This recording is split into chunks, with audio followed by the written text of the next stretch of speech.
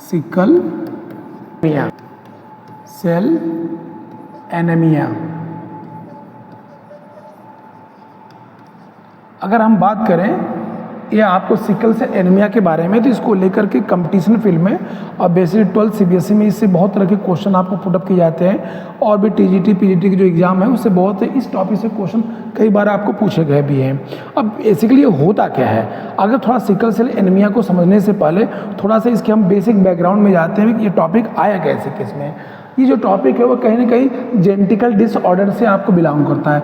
जैसे अगर हम बात करें जेनेटिकल डिसऑर्डर में, शब्दों पर ध्यान रखिएगा आप, जेनेटिकल डिसऑर्डर, यहाँ पर आप देख रहे हैं जेनेटिकल डिसऑर्डर का मतलब ही हो गया कभी भी कोई जो करेक्टर जो आ रहा है या कभी कोई प्रॉब्लम जो आ रही है, कभी कोई जो एरर आ रहा है, प्रॉब्लम आ रही है, वो कहाँ से आ रही है, बेसिकली पेरेंट्स से आ रही है। तो माँ बाप के पास जो भी प्रॉब्लम होती है, जो भी डिसऑर्डर होता है, जो भी करेक्टर होता है, जो भी डिफिशिएंसी है, कुछ भी अगर जो बच्चों के पास पहुँच जाता है उसी को ही हम या जेनेटिक्स के नाम से या जेनेटिकल के नाम से आप इंडिकेट कर रहे हैं। तो आप देखेंगे जेनेटिकल डिसऑर्डर नाम से क्लियर है, इसमें एरर है, प्रॉब्लम है, डिजीज़ है, डिफिशियंसी है। उस जेनेटिकल डिसऑर्डर को बेसिकली दो कैटेगरी में आपको कैटेगराइज किया गया भी है। एक को हम या आप सिंगल जीन, शब्दों पर ध्यान रखिएगा, सिंगल जीन डिसऑर्डर, या इसी को ही हम या आप ओल्ड कॉन्सेप्ट के हिसाब से मेंडेलियन डिसऑर्डर के नाम से भी हम इसको इंडिकेट करते भी हैं।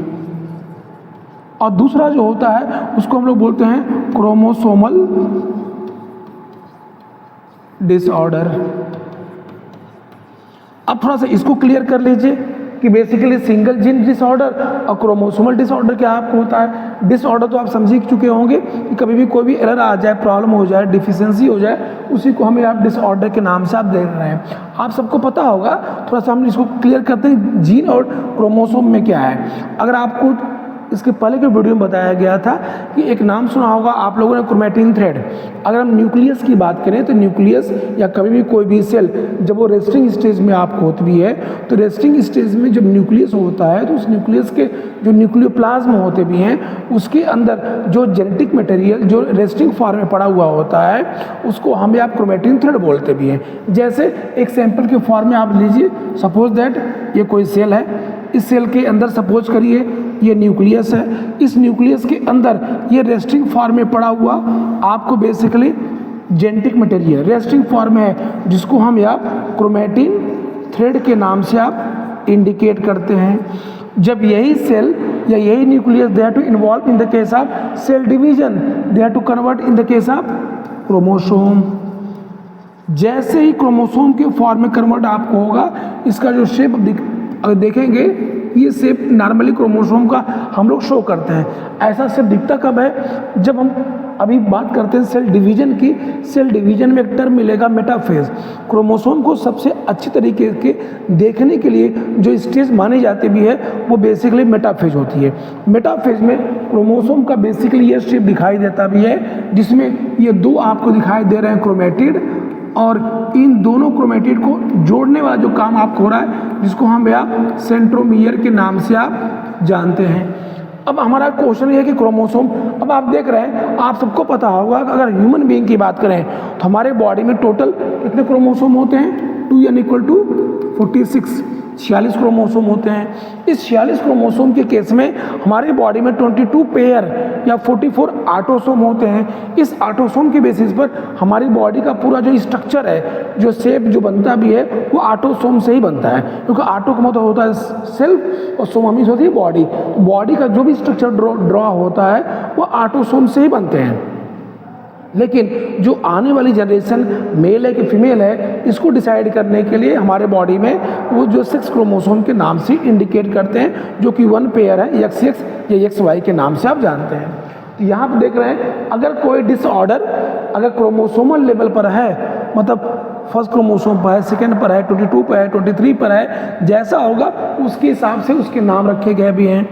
इसमें आप देख रहे हैं यहाँ लिखा है गया जेनेटिकल सिंगल जीन डिसऑर्डर। ये क्रोमोसोम की बात नहीं है, इस क्रोमोसोम के ऊपर ये जो देख रहे हैं, ये आप जो दिखाई दे रहा है यहाँ पर, ये देखिए, ये देखिए, ये देखिए, ये जीन है। एक साइंटिस्ट थे जिसका नाम आप लोगों को पता होगा, जॉनसन ने लगभग 1902 या 5 के आसपास जीन की डिस्कवरी की। और जीन का मतलब होता है कैरी करना। कैरी का मतलब जो कैरेक्टर होता है, उसी कैरेक्टर को कैरी करने की जो रिस्पॉन्सिबिलिटी है वो जीन के पास आपको जाती है, ऐसा जॉनसन ने कहा था। तो अगर मान लीजिए जीन के पास कोई डिसऑर्डर अगर आ जाए और वो भी एक जीन के हिसाब से अगर कोई प्रॉब्लम अगर होती है तो उसको हमें आप सिंगल जीन डिसऑर्डर के नाम से जानते हैं, जिसको ले करके सबसे पहली बार मेंडल ने कोई कॉन्सेप्ट, हालांकि मेंडल ने जीन नहीं बोला हुआ भी है, मेंडल जो है वो क्लासिकल जेनेटिक्स के बैकग्राउंड उन्होंने दिया हुआ भी था, इसीलिए इसको हम आप मेंडेलियन डिसऑर्डर के नाम से भी जानते हैं। और जो हमारा टॉपिक जो सिकल सेल जो एनीमिया है वो इसके अंदर आपको आता भी है। सिकल सेल एनीमिया इसका एग्जाम्पल आपको कैसे भी है।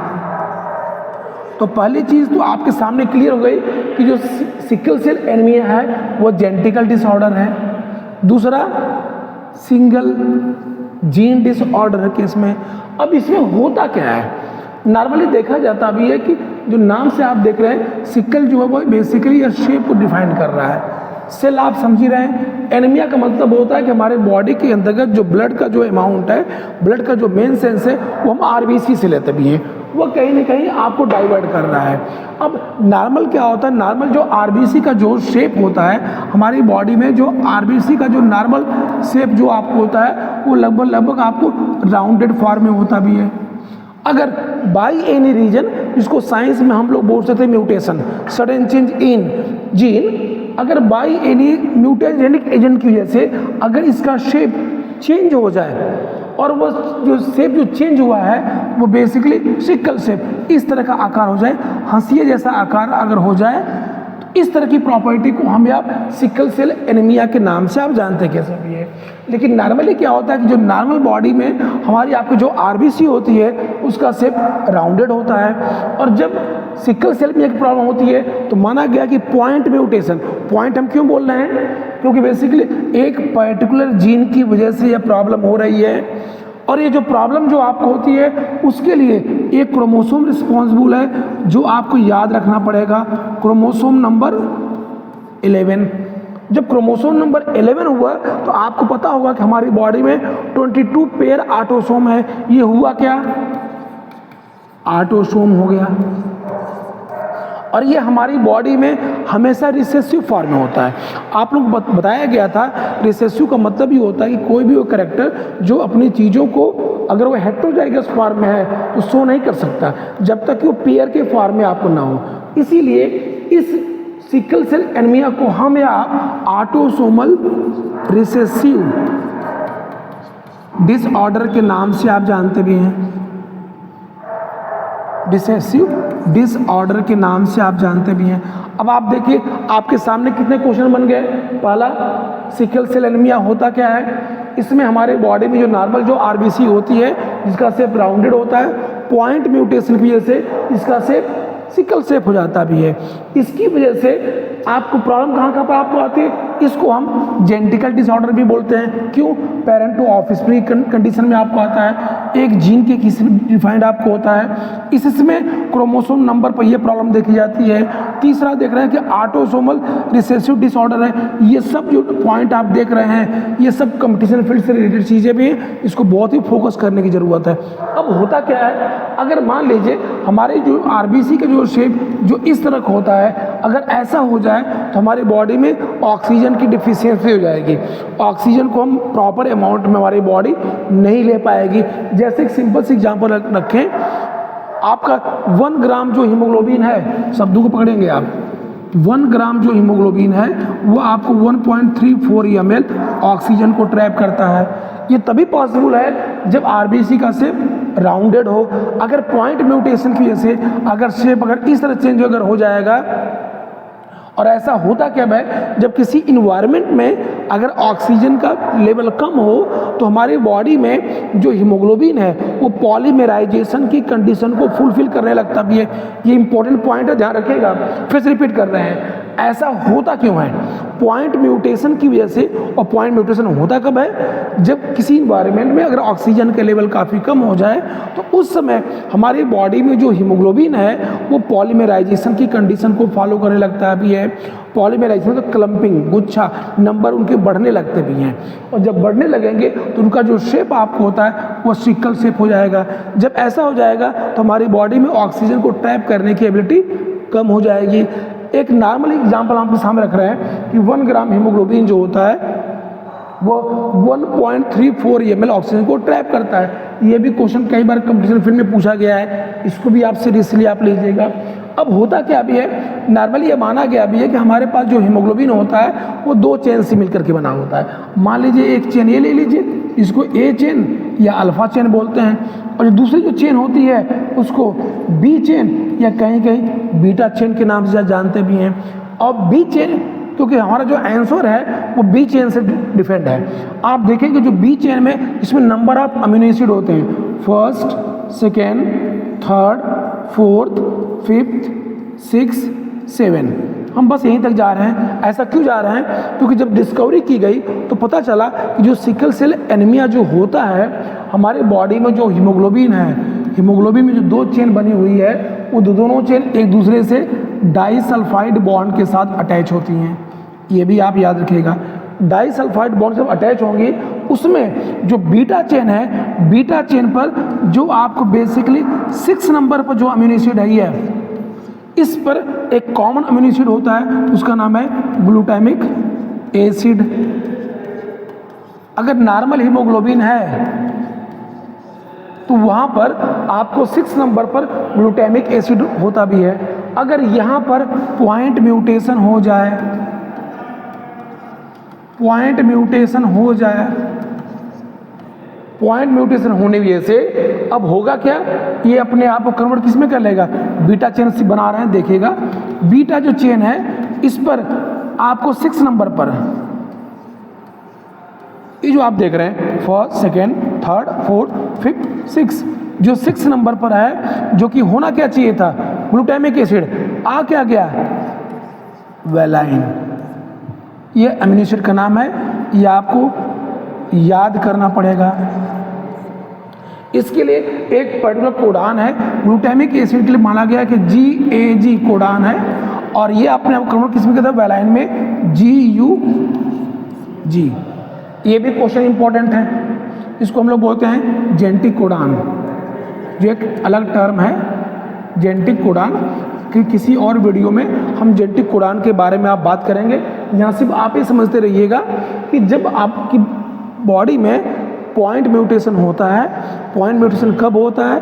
जब किसी इन्वायरमेंट में ऑक्सीजन का लेवल कम हो जाता भी है, तो उसकी वजह से हमारी बॉडी के अंदर आपको बेसिकली हीमोग्लोबिन में 2 चेन आपको बनी होती है, एक अल्फा चेन और दूसरी बीटा चेन। बीटा चेन पर 6 नंबर पर जो अमीनो एसिड होता है वो नॉर्मली ग्लूटामिक एसिड होता है, और जब यहाँ पॉइंट म्यूटेशन होगा तो यहीं पर आपको वेलाइन आता है। जो ग्लूटामिक एसिड होता भी है उस पर जो जेनेटिक कोडान होते भी हैं, जो ट्रिपलेट फॉर्म में होते हैं, उसको हम GAG के नाम से इंडिकेट करते हैं।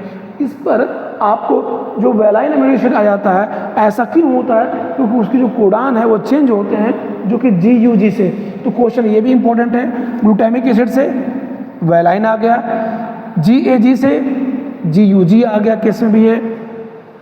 और हमने शुरू में कहा हुआ था कि सिकल सेल एनीमिया में ऐसा होता क्यों है, क्यों आपको राउंडेड जो शेप आपको होता है वो सिकल शेप में क्यों कन्वर्ट हो जाता भी है। अभी हमने कहा हुआ भी कि किसी भी इन्वायरमेंट में अगर ऑक्सीजन का लेवल जब काफ़ी कम हो जाता भी है, उस समय हमारी बॉडी के अंतर्गत जो हीमोग्लोबिन होता है वो पॉलीमराइजेशन की कंडीशन को फुलफिल करने लगता है, और पॉलीमराइजेशन होने की वजह से क्लम्पिंग होती है। जब क्लम्पिंग होती है तो पॉइंट म्यूटेशन होता है, और ये पॉइंट म्यूटेशन हमारे बॉडी के अंतर्गत जो क्रोमोसोम नंबर 11 जो होता है उस पर आपको होता है, और यह आपको ऑटोसोमल रिसेसिव डिसऑर्डर के नाम से आपको इंडिकेट है। तो आप देख रहे हैं कि इसमें कितने क्वेश्चन बन रहे हैं नियर अबाउट, लगभग आप देखिए। पहली चीज, सिकल सेल एनीमिया होता क्या है? नॉर्मल राउंडेड से सिकल शेप, किस क्रोमोसोम नंबर पर है? क्रोमोसोम नंबर 11 पर है। तीसरा, ऑटोसोमल रिसेसिव डिसऑर्डर है। नेक्स्ट, पॉइंट म्यूटेशन है। नेक्स्ट अगर देखेंगे हीमोग्लोबिन पे जो बीटा चेन होती है नॉर्मली ग्लूटामिक एसिड 6 नंबर पर, इसकी जगह पर आपको वैलाइन का इस्तेमाल आपको हो जाता भी है। उसमें आप देखें ग्लूटामिक एसिड के लिए जो जेनेटिक कोडान का इस्तेमाल होता है उसको हम GAG के नाम जानते हैं। उसकी जगह पर एक दूसरा अमीनो एसिड आता भी है जिसको हम आप GUG और कोडान और वैलाइन अमीनो एसिड के नाम से आप इंडिकेट करते भी हैं।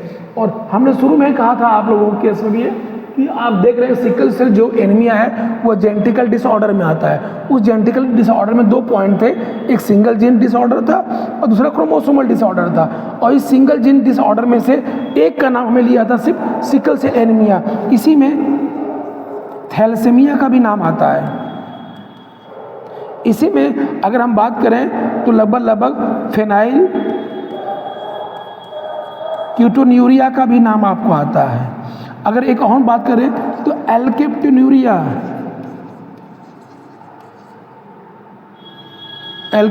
का भी नाम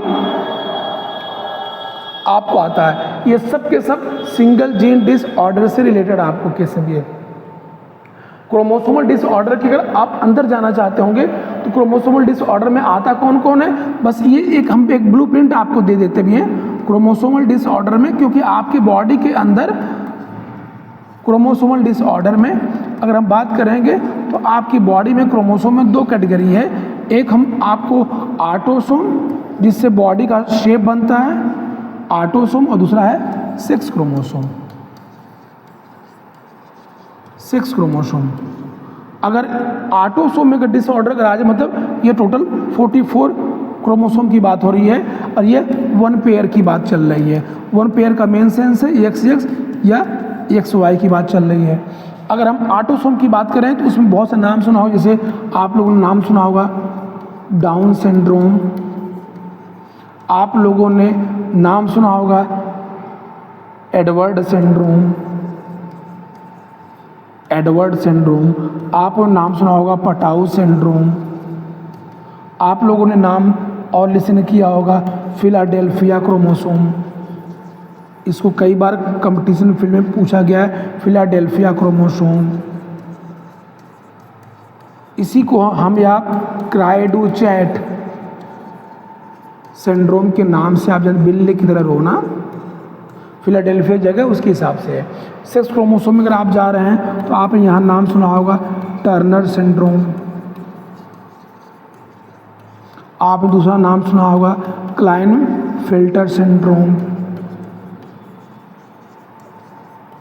इसी में है नाम मिलेगा सुपर फीमेल या सुपर फीमेल। अगर आप बात करेंगे इसी में हर्माफ्रोडाइट की कंडीशन भी आपको मिलेगी। तो मेन कहने का सेंस है कि एक बहुत बेसिक सा क्राइटेरिया क्रोमोसोमल डिसऑर्डर हमने सिर्फ एक बेसिक क्लू दिया हुआ है, लेकिन हमारा जो मेन टॉपिक है वह है sickle cell anaemia. Sickle cell anaemia से इससे रिलेटेड कम से कम 8-10 क्वेश्चन फिक्स हैं आपको, चाहे नीट के एग्जाम में देखिए या जब आप इसमें 12th जब CBSE के एग्जाम आप देखें इससे भी कई तरह से क्वेश्चन पूछे गए भी है। और इस सभी चीज़ों को आप फोकस करें। नेक्स्ट वीडियो में हम लोग इसी से रिलेटेड आपको maybe thalassaemia, maybe phenylketonuria, maybe आप क्रोमोसोमल डिसऑर्डर को अलग अलग तरीके से इसको हम लोग डिफाइन करेंगे केस में।